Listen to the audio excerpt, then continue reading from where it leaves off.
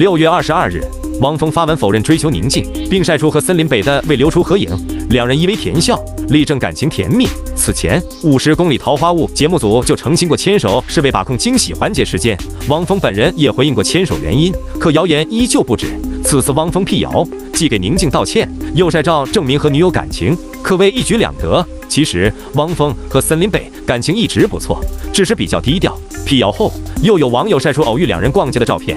照片里，汪峰印花 T 恤配帽子口罩，森林北灰色针织衫内搭白色背心，尽显好身材。两人虽方向不同，但手始终牵在一起，十分甜蜜。此前，他们也多次被拍到约会，举止亲昵如热恋情侣。汪峰发声后获粉丝力挺，他不仅男友力足，对女友贴心，也没忽略孩子。作为4个孩子的父亲，工作忙却常陪孩子。